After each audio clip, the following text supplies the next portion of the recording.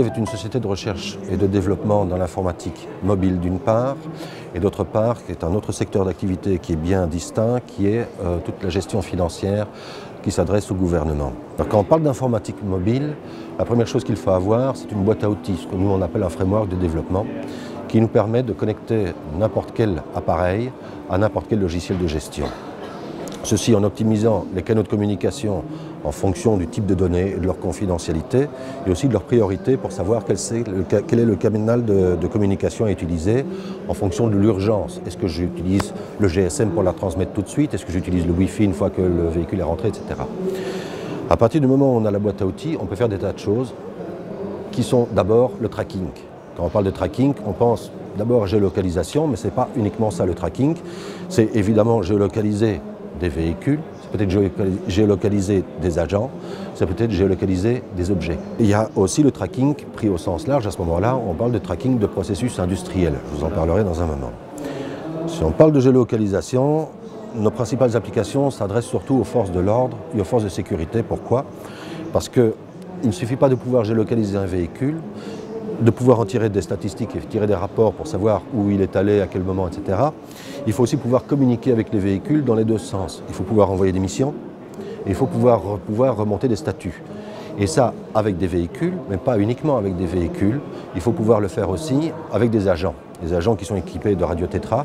Nous faisons exactement la même chose avec une radio Tetra qui sont utilisées en Belgique, en France et qui vont être ici au Luxembourg d'ici 2 ans si je vous dis. Mais ces informations sont exactes. On peut aussi géolocaliser à ce moment-là les agents. C'est qu'après ça, il faut pouvoir géolocaliser les objets. Je vous donne un bête exemple. Vous avez une société qui a 2000 conteneurs et qui fait la gestion des parcs à conteneurs pour le recyclage. En permanence, ils avouent qu'ils ont 10 à 15% de leurs conteneurs. Ils ne sont pas perdus, mais ils ne savent pas où ils sont. Il suffit de les équiper d'un émetteur RFID, donc ce n'est pas du RFID passif, ceci c'est du RFID actif, qui fait quoi? Qui vit 10 ans d'abord, et qui envoie simplement un numéro de série et qui peut aussi envoyer une autre information telle que température, pression, enfin, une mesure. Avec ça, si on met ça sur les conteneurs et qu'on géolocalise les véhicules et qu'on peut relier les deux, ça nous permet de, évidemment, géolocaliser, de suivre les véhicules de transport, mais aussi les ressources passives, les conteneurs, ça peut être des conteneurs, des machines-outils, toute autre ressource où l'on veut savoir qui l'a transportée pour la prendre de où et la déposer où, par qui, pour pouvoir les retrouver. Parce que sinon, elles ne sont peut-être pas perdues, mais c'est pareil parce qu'elles sont inutilisables. À partir du moment où on parle de géolocalisation, on en arrive évidemment au transport en commun. Où là, on ne s'est pas contenté de faire de la géolocalisation des bus pour les sociétés de transport telles que la Stib ou maintenant de Lijn en Flandre. On a fait aussi toute la billettique. Ce qui veut dire qu'on a fait les cartes à puce, et pas monocontrat mais multi-contrat, qui permettent de contenir le contrat de votre abonnement de bus, de votre abonnement de métro, de votre abonnement de train, mais aussi d'un week-end à la mer, d'une place de concert à la Rocale.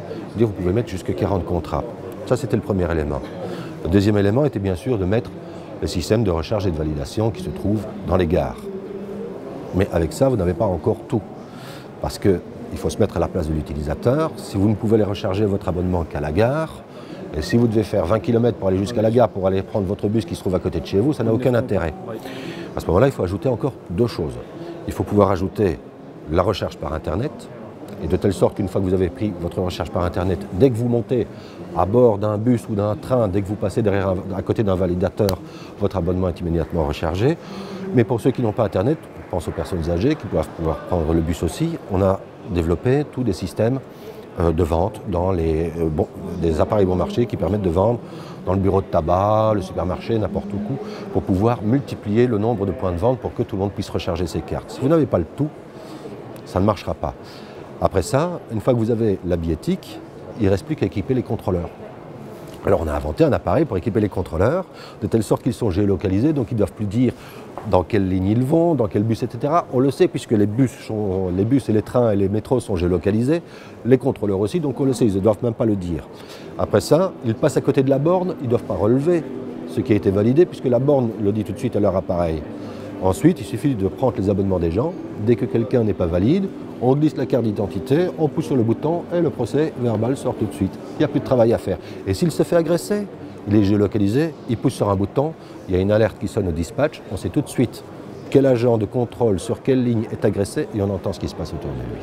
Donc là, on a fait un travail complet qui continue au niveau éco-développement, puisque à partir du moment où on a toutes ces informations-là, on a de façon extrêmement précise quelle est l'utilisation des lignes de bus pour pouvoir faire une optimisation intelligente, non seulement en fonction des heures, mais en fonction des saisons, en fonction des jours, pour mettre suffisamment de bus quand il y en a besoin. Voilà. Alors, quand on parle d'informatique mobile, on a encore des tas d'autres types d'applications qui peuvent se faire. Je prends le tracking au sens large, je prends le tracking de processus industriels. Par exemple, on a une société qui s'appelle Bouygues, vous connaissez certainement en France, qui fait le béton pour les constructions des centrales nucléaires pour Areva, ou pour les méthaniers, ou pour les ports au Maroc. Enfin, ils font des grandes structures en béton. Les gens qui font des structures en béton, ils sont face à 3 problèmes. Le premier, c'est de savoir quand, parce que ça se coule par tranche, quand la première tranche est prête, pouvoir couler la suivante. Jusqu'ici, procéder par échantillon, c'est donnant des marges de manœuvre. Or, le béton, c'est quoi? La maturmétrie, c'est une réaction chimique. Donc il suffit de savoir où, de savoir quelle température, de le savoir dans le temps. Même chose sous une autre forme, on met des tags RFID dans le béton qui mesurent la température, on connaît les formules mathématiques de la maturométrie du béton, on met des concentrateurs sur la structure qui relayent l'information au niveau de l'ordinateur central, et ils peuvent savoir non seulement en temps réel, dès que leur première tranche est prête, pour gagner du temps pour couler la tranche suivante, ce qui fait à peu près 15% de gain de temps sur le coulage d'une structure de 2 ans, vous imaginez le temps qu'ils ont gagné et l'argent qu'ils ont gagné, mais en plus ils peuvent mesurer l'homogénéité de la réaction chimique au niveau de toute la structure, de telle sorte qu'ils peuvent donner un PV et une garantie de qualité à leurs clients. On fait aussi d'autres appareils. Je pense, ici au Luxembourg, vous vous garez de temps en temps au Luxembourg? Oui. Vous avez déjà eu une prune? Il y a une armée. Vous êtes d'accord? Il y a une armée au Luxembourg. Ces gens ne font qu'une chose, ils mettent des procès.